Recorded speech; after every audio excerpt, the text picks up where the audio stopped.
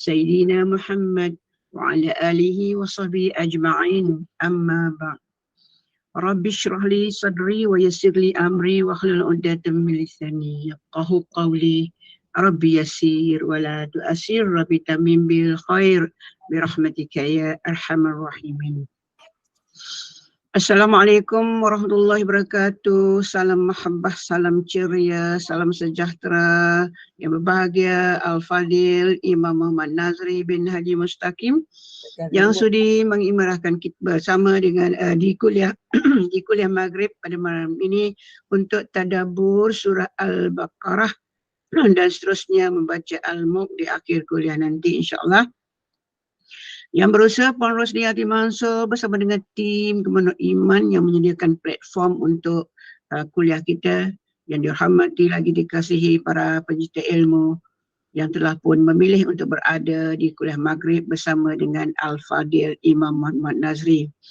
Syukur kehadrat Allah Subhanahu Taala dengan limpah kurnia kita dapat berkumpul lagi. Mudah-mudahan Allah jadikan perhimpunan kita ini sebagai perhimpunan yang dirahmati, ibadah kita diterima oleh Allah Subhanahu wa Taala. Bagi memulakan kuliah kita pada malam ini, marilah sama-sama kita membaca kitab yang akan dipimpin oleh Al-Fadil Imam Muhammad Nazri ila hadratin Nabi Mustafa Muhammadin sallallahu alaihi wasallam wa alihi wa ashabihi kiramil Fatihah. A'udzubillahi minasyaitonirrajim. Bismillahirrahmanirrahim. Alhamdulillahirabbil alamin. Ar-Rahmanir-Rahim, Maliki Yaumiddin. Iyyaka na'budu wa iyyaka nasta'in. Ihdinas siratal mustaqim. Siratal ladzina an'amta 'alaihim, ghairil maghdubi 'alaihim waladdallin. Amin. Amin, amin ya rabbal alamin. Mudah-mudahan perjumpaan kita pada malam ini dirahmati dan mendapat keberkatan dan dipayungi oleh para malaikat yang bersama kita di halaqah ilmu pada malam ini insya-Allah. Tanpa membuang masa, kita teruskan dengan mempersilakan yang berbahagia Al-Fadil Imam Muhammad Nazri bin Haji Mustaqim untuk terus mentadabbur surah Al-Baqarah. Dan seterusnya di akhir kuliah kita akan sama membaca surah Al-Mulk. Dipersilakan. A'udzubillahi minasyaitonirrajim. Bismillahirrahmanirrahim. Alhamdulillah. Alhamdulillahilladzi hadana li hadza wa ma kunna linahtadiya laula an hadanallah. Nasyhadu an la ilaha illallah wahdahu la syarikalah wa nasyhadu anna Muhammadan abduhu wa rasuluh. Allahumma salli wa sallim wa barik ala Muhammad wa ala ali Muhammad kama sallaita ala Ibrahim wa ala ali Ibrahim fil alamin innaka Hamidum Majid. Rabbi shrah li sadri wa yassir li amri wahlul 'uqdatam min lisani yafqahu qawli. Subhanaka la ilma lana illa ma 'allamtana innaka antal alimul hakim. Rabbi yassir wa la tu'assir, Rabbi tammim bil khair ya arhamar rahimin. Assalamualaikum warahmatullahi wabarakatuh. Alhamdulillah, tuan-tuan dan puan-puan, apa khabar? Malam-malam macam ni, lepas daripada maghrib. Semoga malam ini menjadi malam yang ceria pada tuan-tuan dan puan-puan, dan semoga kita beroleh rahmat dari Allah Subhanahu wa Taala. So semalam dah dua kali kelas kita sudah melalui ayat 102 suratul Baqarah, dan kita sudah sampai pada perkataan wa ta'allamuna ma yadurruhum wa la yanfa'uhum. Sihir, kita belajar berkaitan dengan sihir. Sihir ni antara lain tujuan utamanya adalah untuk memisahkan ma yufarriquna bihi bainal mar'i wa zawji. Ma yufarriquna bihi bainal mar'i wa zawji. Ni ayat dia. Mereka belajar sihir daripada syaitan, dan mereka belajar daripada syaitan dan daripada keduanya Harut dan Marut apa yang membolehkan boleh menceraikan antara suami dan isteri. Wa ma hum bidarrina bihi min ahadin illa biiznillah. Dan kita tahu bahawa sihir itu, kita mengetahui bahawa sihir itu dia takkan boleh bawa manfaat ataupun bawa mudarat kecuali dengan izin Allah. Wa ta'allamuna ma yadurruhum wa la yanfa'uhum. Dan kita juga belajar, mereka belajar bahawa sihir itu ada yang memberi mudarat kepada mereka. Tadi dengan syarat dengan izin Allah, wala yanfa'uhum. Dan sihir dia tidak bawa apa-apa manfaat pun. Dia tidak bawa apa-apa manfaat pun. Walaqad alimu laman ishtarahu ma lahu fil akhirati min khalaq. Dan mereka tahu, setelah mereka belajar daripada malaikat tu, mereka tahu bahawa sesiapa yang membelinya. Apa maksud siapa yang membelinya? Mereka tahu siapa saja yang mengamalkan sihir itu sebenarnya sedang membeli neraka. Mereka tahu bahawa perbuatan itu adalah salah. Mereka tetap buat. Ini kerana perbuatan sihir dia kesan dia tu nampak segera. Macam juga mukjizat, kesan dia nampak segera. Dan manusia lazimnya suka kepada kesegeraan. Suka kepada benda yang cepat. Sebab tu ilmu-ilmu semacam ini, ilmu-ilmu tangkal, ilmu kebal, sihir, buat jadi-jadi macam tu, dia nak keputusan segera. Kan antara lain ilmu sihir ni apa? Yang memisahkan suami isteri, minyak dagu. Dia suka pada perempuan tu tak suka pada dia. Perempuan tu bertunang ke berkahwin dengan orang lain, disihirnya lelaki tu. Kalau aku tak dapat, orang lain juga tak dapat. Dia nampak dan dia nak keputusan tu segera. Sebab dia nak puaskan hati. Sedangkan Allah bagi tahu, sihir tidak bawa apa-apa manfaat. Tidak bawa apa-apa manfaat. Dan siapa yang mengamalkan sihir, mereka sedang menempah, membeli neraka. Walaqad alimu ishtarahu tu maksudnya beli. Mereka sedang membeli neraka. Dan mereka sendiri tahu bahawa apabila hendak mengamalkan sihir, nak tak nak mereka kena sembah syaitan. Mereka kena sembah syaitan. Tapi nanti di hujung ayat ini, Allah ada sebut laukanu ya'lamun, kalaulah mereka tahu. Kalaulah mereka tahu. Di hujung ayat ni Allah ada sebut tentang kalaulah mereka tahu. Maksudnya orang yang mengamalkan sihir ni, dia sendiri tahu. Jauh di lubuk hati dia, dia tahu benda tu salah. Tetapi rasa bersalah itu diabaikan. Rasa bersalah tu dia nafikan. Rasa bersalah tu dia buang jauh-jauh. Dan kesan rasa bersalah tu dia tidak ambil pengajaran. Akhirnya hatinya menjadi keras. Mereka buat tak tahu. Mereka tahu benda tu langgar undang-undang. Mereka buat tak tahu. Atau dalam keadaan lain, mereka tak sedar apa risiko di akhirat nanti. Sebab tu mereka berani buat. Jadi kalau kita tahu undang-undang tapi kita tak ikut, sama macam tidak tahu. Kan? Langgar traffic light merah jam 4 pagi. Ada orang yang dirasa biasalah 4 pagi bukan ada orang. Tapi orang yang particular terhadap pelanggaran lampu merah ni, walau bila-bila masa, sama ada kereta lalu lalang atau tak, dia tetap akur dan patuh. Dan tak kala dilanggar lampu merah, dia rasa bersalah. Kan waktu mula-mula dapat lesen memandu dulu, ada kita nak langgar peraturan? Tak. Kita akur dan patuh nak ikut seperti dalam buku. Tapi bila semakin lama memandu, semakin semakin pro, kita sudah pandai mengadakan buah kilas. Kita sudah pandai untuk melanggar peraturan. So begitulah Yahudi, mereka ni bijak. So kebijakan itu tak membawa keuntungan buat mereka. Ada hukum tidak diikuti. So ma lahu fil akhirati min khalaq, dan bagi mereka di akhirat kelak tiada lagi bahagian yang baik.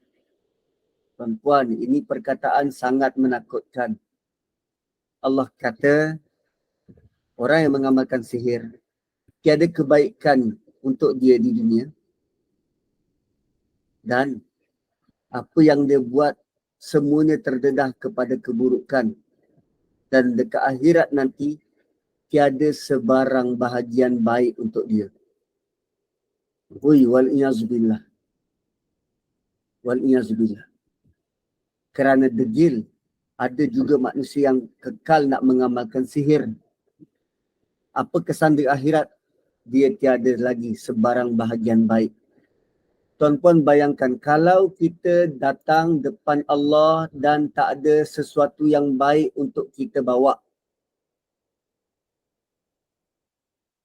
Kalau kita datang depan Allah dan tak ada sesuatu yang baik untuk kita bawa.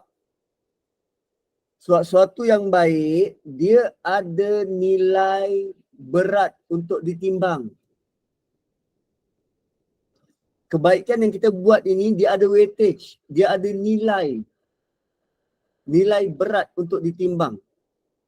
Bayangkan kalau kita tak bawa sebarang kebaikan, apa yang nak ditimbang? Kalau kita tak bawa sebarang nilai kebaikan depan Allah, apa yang kita nak timbang? Ini sama juga, ayat ini sama juga macam Allah sebut, these people are going straight to hell. Orang ini akan terus direct ke neraka tanpa perlu ditimbang. Sebab tak ada apa yang perlu ditimbang. Tak ada nilai kebaikan. Ma lahu fil akhirati min khalaq wala bi'sa ma syarau bihi anfusahum. Dan buruk sungguh sihir yang mereka beli itu untuk diri mereka. Allah guna perkataan beli. Sebab apa yang mereka fikirkan sewaktu buat sihir, untung dunia. Pergi jumpa Tok Bomoh bukan pergi jumpa tawarkan air liur. Tak, dia bayar. Bayar kadang ribu, kadang puluh ribu. Setiap ada package. Awak nak package sampai mati, 300,000. Nak package dia lumpuh, 150,000. Nak package suami isteri bercerai, itu 500,000. Ada package. Nak bagi dia gatal-gatal je siang malam, itu murah sikit, 10,000. Allah kata, wala bi'sa ma syarau bihi anfusahum. Sangat buruk untung dunia yang dia jual, yang dia beli, galang ganti beli itu dengan diri dia sendiri. Amat buruk apa yang mereka pilih untuk diri sendiri. Kalau kita nak beli barang tuan-tuan, kita guna RM, ringgit Malaysia. Tapi dalam hal ini, dalam ayat ini, mata wang yang digunakan ialah diri kita sendiri. Kita sedang beli neraka dengan diri kita sebagai tukaran. Lau kanu ya'lamun. Kalaulah kamu tahu. Tuan-puan, cuba bayangkan peringatan yang sebesar ini Allah datangkan dalam ayat yang begitu panjang untuk mereka yang mengamalkan sihir. Kalau kita ulang baca dan ulang kali memberi peringatan buat mereka. Rasa-rasa mereka sedar tak? Sedar. Tapi kerana sama ada bomoh itu atau orang yang mencari bomoh, mereka sudah dikuasai hawa. Mereka sudah dikuasai nafsu. Maka pemikiran mereka, cara berfikir sudah dikelabui, tak nampak apa dah. Tak nampak apa dah. So dia sanggup beli neraka dengan diri dia. So next, walau annahum amanu wattaqau lamathubatum min 'indillahi khair law kanu ya'lamun. Kali kedua Allah sebut law kanu ya'lamun. Walau annahum amanu, dan kalaulah mereka beriman bersungguh-sungguh. Kalaulah mereka beriman bersungguh-sungguh. Perkataan ini Allah tuju kepada siapa? Orang Yahudi. Apa maksud beriman bersungguh-sungguh? Beriman dengan sempurna. Tak ada syirik kepada Allah. Iman sempurna adalah manusia yang beriman sepenuhnya kepada Allah. Oh, rupanya ada jenis manusia yang tidak beriman dengan sempurna. Siapa dia? Mereka-mereka yang melakukan syirik. Mereka percaya pada Allah tapi dalam masa yang lain percaya juga pada makhluk lain.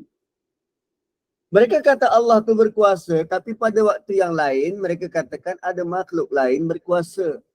Mereka kata Allah menentukan nasib hidup mereka, tapi dalam masa yang sama mereka juga meyakini bos mereka menentukan periuk nasib dia.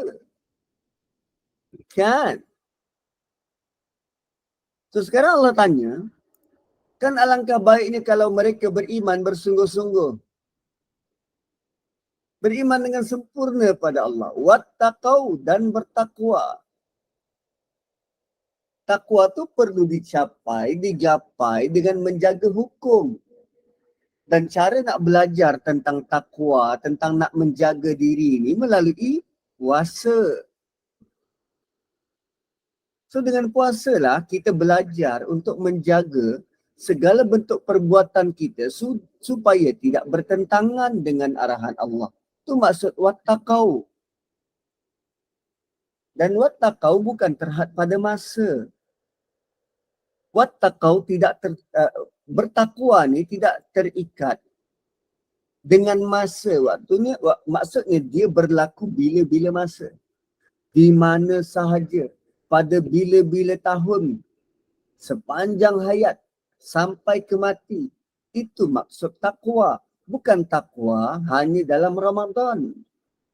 Bukan jaga diri, jaga mata, jaga perkataan hanya dalam Ramadan. Di luar Ramadan dah Syawal, jumpa kawan-kawan, wow dia punya sembang. Sebulan tahu aku tahan mulut aku tak nak gosip macam ni. Kau tahu cerita yang aku tahu? Dia buka bersilat kat situ sambil kunyah dodol dan kuih raya. Allah kata kalaulah mereka tetap beriman dan bertakwa. So ada orang yang separuh-separuh hidupnya. Kejap beriman, kejap tak, kejap bertakwa, kejap tak. Lamathubatum min indillahi khair. Sungguh Allah akan kurniakan kepada mereka pahala yang baik di sisi Allah. Mereka yang beriman sempurna dan bertakwa, Allah janjikan pahala yang sempurna bagi mereka. Bila Allah sebut lamasubah, maksudnya pahala yang Allah tawarkan, apa sahaja bentuk yang Allah tawarkan, lebih baik daripada perbuatan-perbuatan sihir yang begitu korang dambakan, yang begitu korang gila-gilakan. Apa yang Allah tawarkan lebih baik daripada itu. Lau kanu ya'lamun. Itu pun kalau korang tahu. Itu pun kalau mereka tahu. Kalaulah manusia tahu siapa yang ajar sihir tu. Atau kalaulah manusia tahu siapa yang belajar sihir, dia akan masuk neraka. Siapa yang suruh kenakan sihir pada orang lain, yang beri upah, dan siapa yang terlibat dengan sihir itu juga akan masuk neraka. Kalau tolong beritahu saja di mana ada Tok Bomoh pun boleh masuk neraka. Kalaulah mereka tahu. Katakanlah ada yang bertanya pada kita, tahu tak mana yang bomoh yang sekian-sekian kat kampung ni? Kita tolong tunjuk je rumah bomoh tu. Kita juga bersubahat dan terlibat. Kalaulah mereka tahu. Gitu. Ui, dahsyat tuan-tuan, dahsyat. So tu sihir. Dan Nabi pernah memberitahu kepada kita, barang siapa mendatangi dukun, siapa datang berjumpa dengan dukun, lalu percaya apa yang dikatakannya, maka orang itu telah kufur terhadap apa yang diturunkan kepada Muhammad sallallahu alaihi wasallam. Ini adalah serius. Semalam kita sentuh budak yang kena tekap oleh streka hanya kerana mempercayai cakap bomoh. Sekarang kita katakan pada mereka dan keluarga mereka, siapa yang datang pada dukun lalu percaya apa yang dukun tu cakap, maka dia telah kufur terhadap apa yang diturunkan kepada Muhammad sallallahu alaihi wasallam. Hadis ini dia tuju kepada ada dua kekufuran. Pertama, dia kufur terhadap Quran. Yang kedua, dia kufur terhadap Nabi. Bukan satu kekufuran, dua. Dia kufur terhadap apa yang diturunkan Quran, dan dia kufur terhadap siapa yang bawa Nabi sallallahu alaihi wasallam. Perubatan operasi cara batin. Yang itu ya kod, Islamic kod, saya pun tak tahu. Saya tak tahu nak bagi hukum yang tu. Tapi itu kan nak berubat. Bukan nak kenakan orang lain. Yang sihir yang tak nak ni ialah kita tuju orang lain. Ya, ni kita sakit dan kita nak berubat. Salah satu cara ialah bentuk macam tu. Kan ada member saya, dia sakit, dia menderita sakit apa? Batu karang sangat lama. Sampai ke tahap doktor nak operate. So dah ambil tarikh semua, Lalu sedang dia borak-borak dengan kawan dia suggest, kau bila operate? Sekian. Nak tak sebelum tu aku bawa engkau pergi satu tempat, dia terkenal dengan bomoh batu karang ni. Mana tahu boleh baik tak ya operate. Okeylah, dia try. Pergi kat Perak. Nak pergi situ, kita kena bermalam dekat tempat tu. Cari hotel, tempat penginap. Sebab orang yang beratur panjang gila. Ambil nombor. So bila dia cuba, dapat nombor, besok disuruh datang. So dia datang esok. Dia kata cara rawatan orang tu, dia suruh baring, dia letak kain ke dekat area bawah pinggang tu, kat belakang ke kat depan macam tu, dia letak kain. Kemudian dia ambil limau purut macam tu, limau yang kecil-kecil tu lah. limau purut ke, bukan limau sangkuit tu tak, limau yang hijau macam tu. Dia dia rollkan dekat area bawah pinggang tu. Limau kapas kot. Dia dia jalankan dekat tempat bawah pinggang tu. Okay, dia rollkan. Kemudian dia kata, okey dah. Dah, macam tu je. Macam tu je. Lepas tu, member saya ni, dia tak percaya. Betul ke dah? Ya, dah betul. Awak dah okey dah ni. Batunya saya dah ambil, dah masuk dalam ni lah. Dah masuk dalam limau ni. Limau nipis kot. Batunya dah ada dalam limau ni. Kalau tak percaya, jom kita belah batu ni. Dia potong batu tu, dia potong batu. Dia potong limau tu, ada batu tu dalam limau. Ada ketul-ketul batu karang dalam limau tu. Dan dia masih tak percaya. Lepas itu, dia dah kurang rasa sakit. Dah tak rasa sakit. So dia balik, sampai ke tarikh appointment doktor untuk operate, dia pergi jumpa. Bila doktor scan, dah tak ada. Dah tak ada. So ada ilmu yang bermanfaat, membantu orang. Yang bawa ke neraka ialah bila kita tuju-tuju. Bila kita tuju-tuju. Kan macam Puan Siti Maimunah, saya pergi sailang dia, patutnya dia tahun tu naik pangkat. Saya junior. Saya pergi sailang, saya pergi jumpa ketua pengarah, botek sikit, nama saya naik dulu. Dia tak. Dia geram, dia santau. Itu yang tak patut. Sama-sama buat berniaga, epok-epok, yang sebelah kanan tak puas hati, sebelah kiri tu lebih banyak customer. Dia pergi santau. Tak gila benda tu.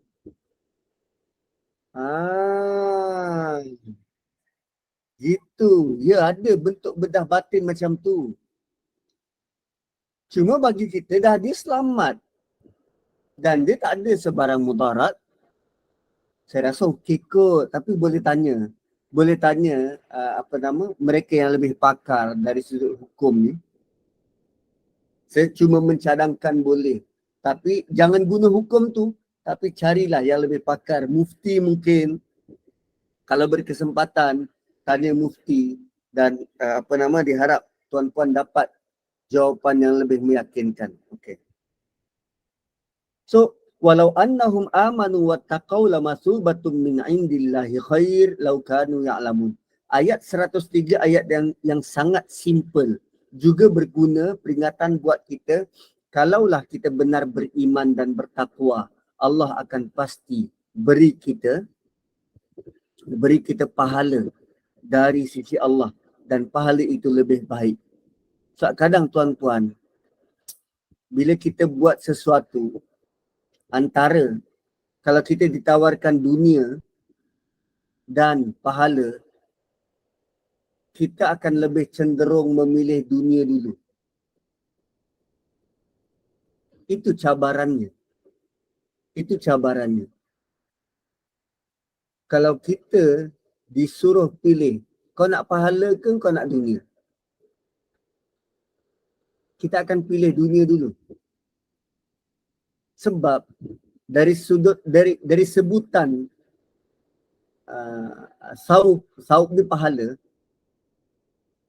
ataupun dari sebutan jazak balasan, perkataan-perkataan semacam itu dia masih dalam bentuk sangat umum. Kita pun tak tahu pahala tu bentuknya macam mana. Pahala tu apa, bentuknya macam mana? Bentuk macam kuih ke untuk kita makan? Bentuk macam air ke untuk kita minum? Tak tahu.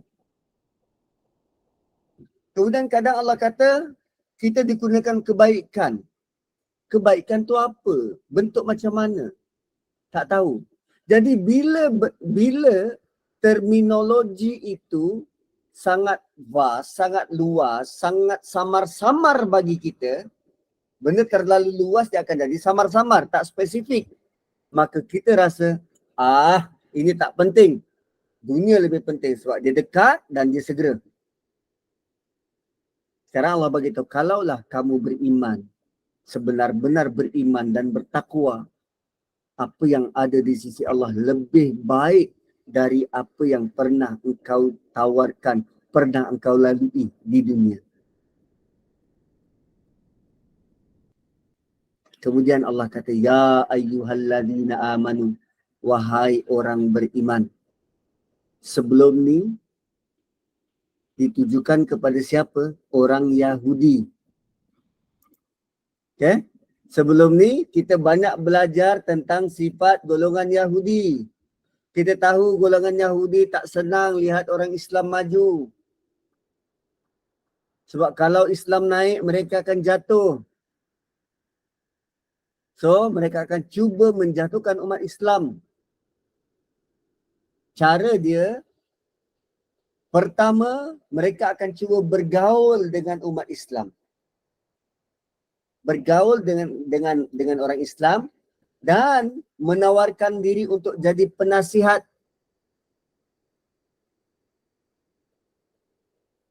Bergaul dengan orang Islam dan tawarkan diri sebagai penasihat. Kenapa dibuat begitu? Supaya orang Islam masih meletakkan mereka pada kedudukan yang tinggi hingga susah untuk dilawan. Bila dah jadi kawan, jadi penasihat pula, kau tak nak dengar nasihat aku ke? Nasihat aku semua berguna lah. Sedangkan tujuannya dia nak jatuhkan orang Islam. Cara pertama, dia bergaul dengan umat Islam. Cara kedua, bila ada peluang dijadikan sebagai penasihat, mereka akan beri nasihat yang salah. So, kita kena berwaspada dan berjaga-jaga terutamanya berkaitan dengan orang Yahudi. Ini kerana walaupun mereka beri nasihat, nasihat itu untuk menjatuhkan kita, orang Islam. So, dalam ayat ini, dalam ayat 104 ini, Allah ceritakan bagaimana Yahudi cuba menetapkan satu perkataan kepada umat Islam secara senyap-senyap.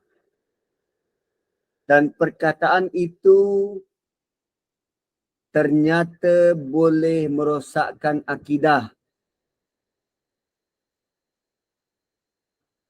Tengok, Yahudi dia cuba insert satu perkataan kepada umat Islam secara senyap. Dan perkataan itu sebenarnya boleh merosakkan akidah. Sebab itu dalam ayat ini Allah suruh para sahabat guna perkataan lain. Guna perkataan lain. Gitu. Okey, apa latar belakang ayat ni? Ada Yahudi pada waktu itu mereka join masuk dalam majlis Nabi. Dengar syarahan Nabi, dengar ajaran Nabi dan kuliah dari Nabi. Dan apabila mereka mahu, Nabi berikan perhatian pada mereka. So, diorang dah join. So, kadang-kadang dia nak Nabi beri perhatian pada dia. So, dia kata apa? Ra'ina. Ra'ina. Mereka biasa gunakan lafaz ini dalam majlis Nabi. Apa perkataannya? Ra'ina. So bila dia nak Nabi tengok dia panggil Ra'ina. Tengok kami. Ra'ina. Tengok kami. Mereka biasa guna lafaz ini dalam majlis Nabi. Sebenarnya lafaz itu boleh membawa maksud baik dan juga maksud yang buruk dalam bahasa mereka. Kalau dalam bahasa Arab, perkataan ra'ina ni, ra'ina, dia bermaksud tengoklah kami, beri perhatian pada kami. Zahirnya begitu. Tapi dalam bahasa Ibrani, dalam bahasa Aramaik, dalam bahasa Yahudi, ra'ina maksudnya bodoh dan tolol.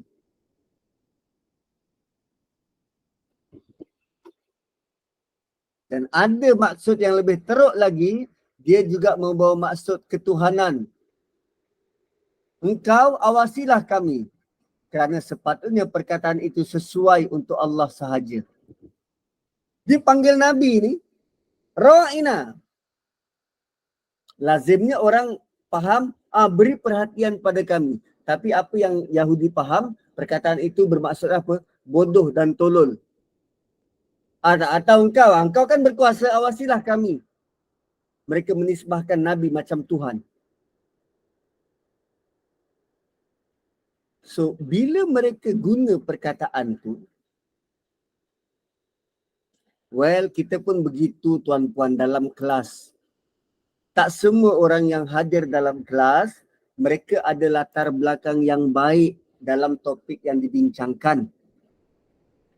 Tapi sebab orang Yahudi ni ahli kitab, so bila mereka masuk kelas Nabi, mereka dipandang tinggi. Oh, dia ada kitab lah. Kita mana ada latar belakang belajar agama? Tak ada. So apa yang dia buat akan menjadi ikutan kepada pelajar-pelajar beginner yang lain. Bila mereka pakai perkataan tu, maka para sahabat radhiyallahu anhum pun ikut menggunakannya. Sahabat pun ikut guna. Sebab apa? Nabi tak tegur pun. Nabi tak tegur. So kami ikut je lah. Sebab di sisi Nabi, well, Nabi belum ada pengalaman dealing dengan Yahudi sebelum ni. Dan ini kali pertama dengan diorang punya bentuk belit macam ular macam tu. Ini kali pertama Nabi menanggap itu mungkin adat resam mereka. Nabi menanggap begitu. Begini kot kebiasaan mereka belajar. Kejap-kejap minta perhatian. Jadi bila Nabi tak tegur, maka para sahabat juga ikut menggunakannya. Lalu turunlah ayat ini. Allah larang menggunakan perkataan ini kerana ia membawa makna yang boleh merosakkan akidah. Kalau kita kata Nabi bodoh, perkataan tu boleh merosakkan akidah. Dan bayangkan pula kalau kita kata Nabi ada sifat ketuhanan, itu lebih-lebih boleh merosakkan akidah. Kerana itu, untuk orang beriman, Allah sendiri cadangkan perkataan lain.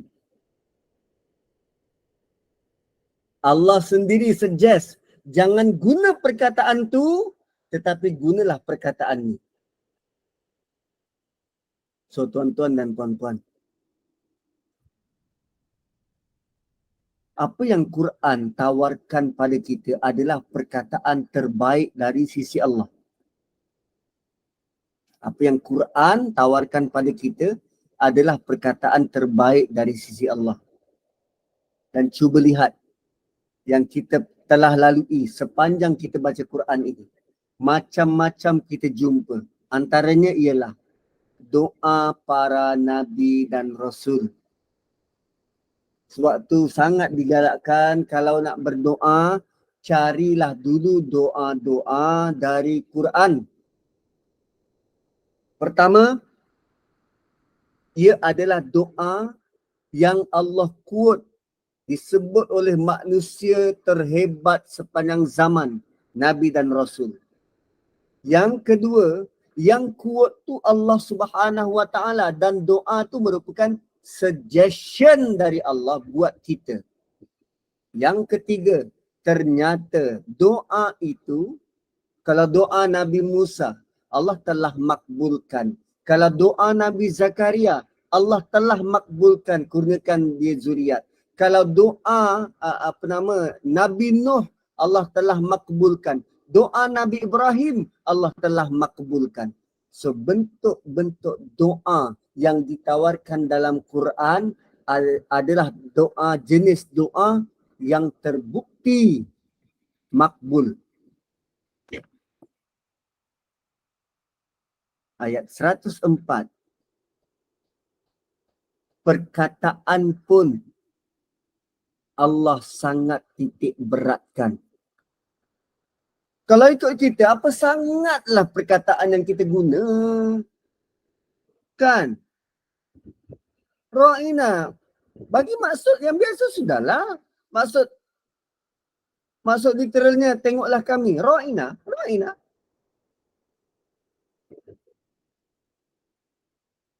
Tapi di sisi Allah, tak.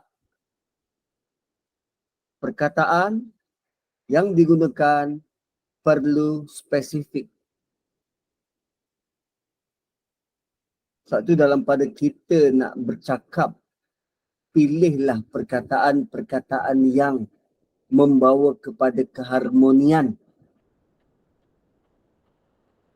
Dan dalam ayat ni Allah suggest apa perkataannya. Allah kata, ya ayyuhallazina amanu la taqulu ra'ina. Wahai orang beriman, jangan kamu mengatakan ra'ina. Jangan kamu berkata ra'ina kepada Nabi. Wa qulu unzurna, akan tetapi gunakanlah perkataan unzurna. Wasma'u, dan dengarlah. Unzurna ni apa maksudnya? Lihatlah kami.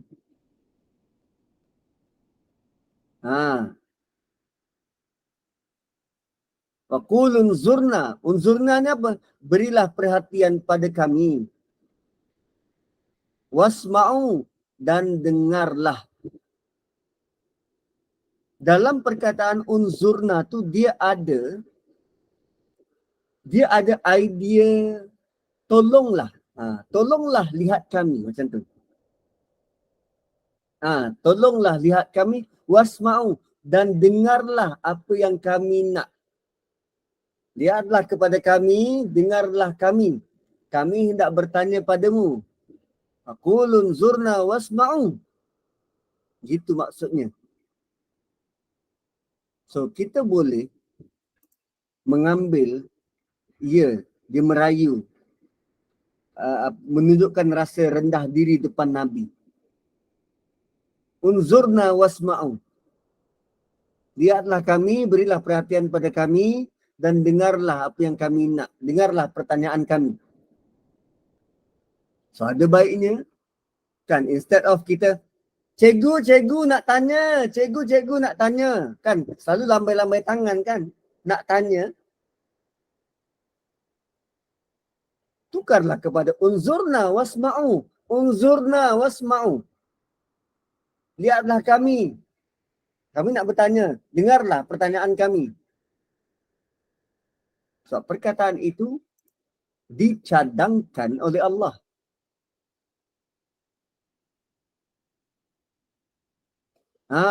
Perkataan itu dicadangkan oleh Allah.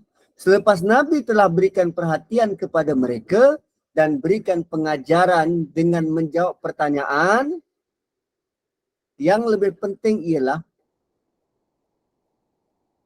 kita perlu mendengar dengan baik dan amalkan apa yang dicadangkan. Sebab kita minta Nabi beri perhatian pada kita, kan, sahabat minta Nabi beri perhatian pada mereka, dan sebagai timbal balas, bila Nabi jawab, sahabat kena beri perhatian pada Nabi. Dengar betul-betul. Terus dengar lagi dan lagi dan lagi. Sebab mungkin sekali dengar, dia tak faham. Dia perlu berulang kali dengan berharap agar akan hadir kefahaman itu.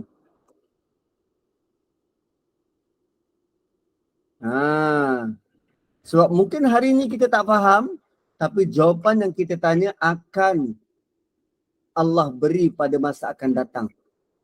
Jangan hanya datang sekali-sekala je ke kelas.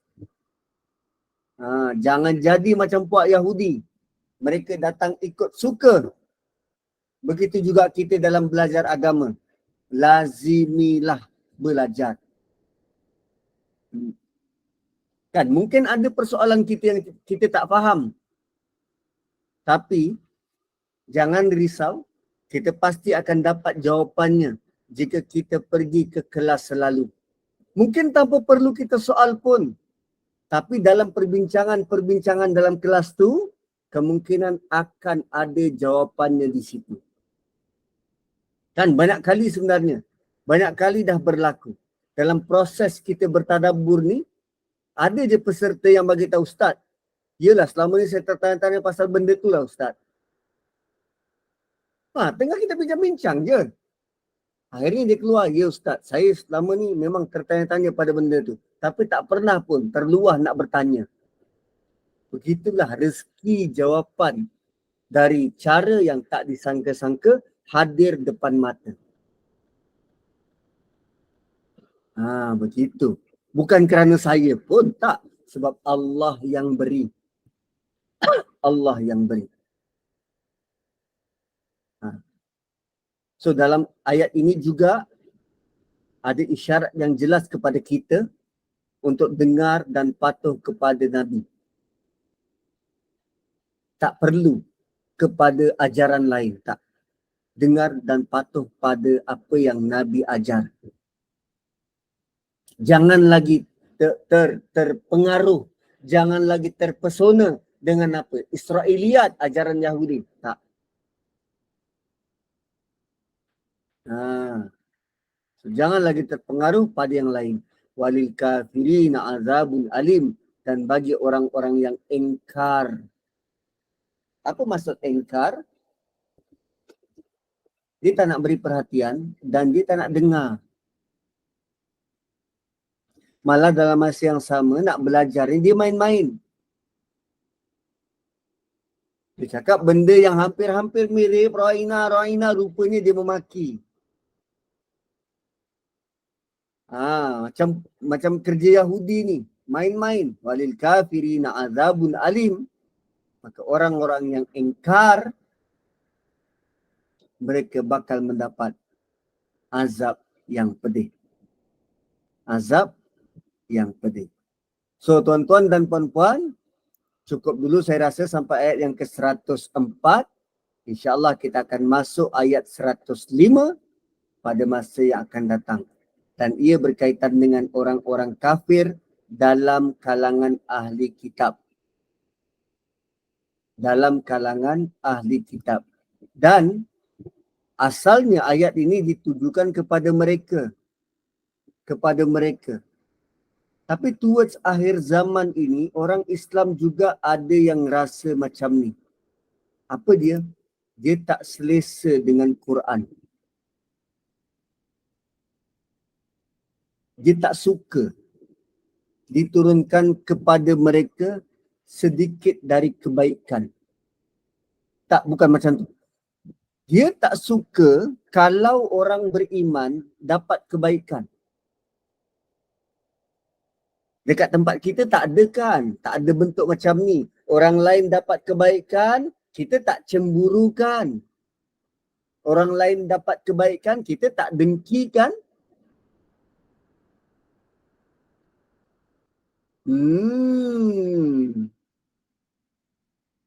Seorang kafir dalam kalangan ahli kitab dan orang musyrik,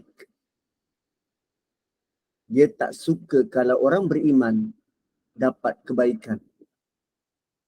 Sedangkan Allah kata, Wallahu yaqtassu birahmatihi man yasha'. Dan itu kita akan hurai, jelaskan pada sesi akan datang. So, jangan lupa tidur. Jangan lupa baca Mulk. Jom kita baca suratul Mulk. A'udzubillahi minasyaitonirrajim. Bismillahirrahmanirrahim. Tabarakalladzi biyadihil mulku wa huwa ala kulli syai'in qadir. Alladzi khalaqal mauta wal hayata liyabluwakum ayyukum ahsanu amala wa huwal azizul ghafur. Alladzi khalaqa sab'a samawatin tibaqa ma tara fi khalqir rahmani min tafawut farji'il basara hal tara min futur ثم ارجع البصر كرتين ينقلب إليك البصر خاسئا وهو حسير ولقد زينا السماء الدنيا بمصابيح وجعلناها رجوما للشياطين وأعتدنا لهم عذاب السعير وللذين كفروا بربهم عذاب جهنم وبئس المصير إذا ألقوا فيها سمعوا لها شهيقا وهي تفور تكاد تميز من الغيظ كلما ألقي فيها فوج سألهم خزنتها ألم يأتكم نذير قالوا بلى قد جاءنا نذير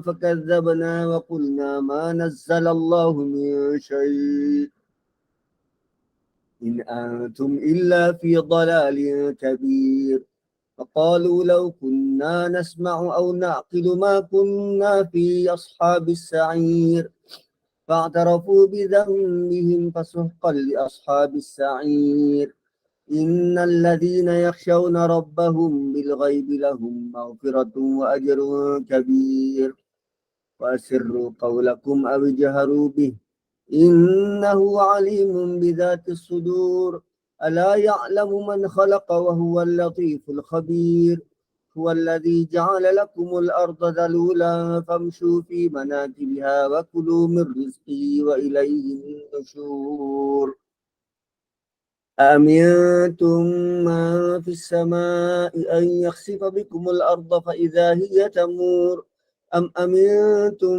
من في السماء أن يرسل عليكم حاصبا فستعلمون كيف نذير ولقد كذب الذين من قبلهم فكيف كان نكير أولم يروا إلى الطير فوقهم صافات ويقبضن ما يمسكهن إلا الرحمن إنه بكل شيء بصير أمن هذا الذي هو جند لكم ينصركم من دون الرحمن إن الكافرون إلا في غرور أمن هذا الذي يرزقكم إن أمسك رزقه بل لجوا في عتو ونفور أفمن يمشي مكبا على وجهه أهدى من يمشي سويا على صراط مستقيم قل هو الذي أنشأكم وجعل لكم السمع والأبصار والأفئدة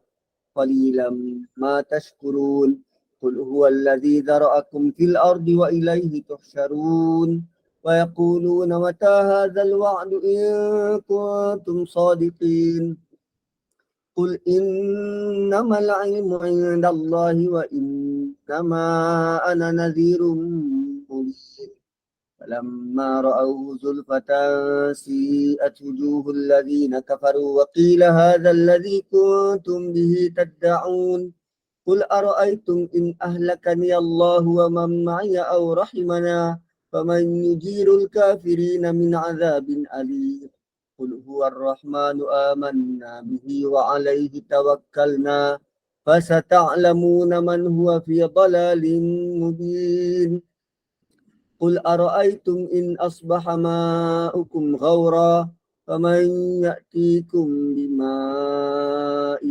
معين صدق الله العظيم سبحانك اللهم وبحمدك نشهد أن لا إله إلا أنت ونستغفرك ونتوب إليك والعصر إن الإنسان لفي خسر إلا الذين آمنوا وعملوا الصالحات وتواصوا بالحق وتواصوا بالصبر. Assalamualaikum warahmatullahi wabarakatuh.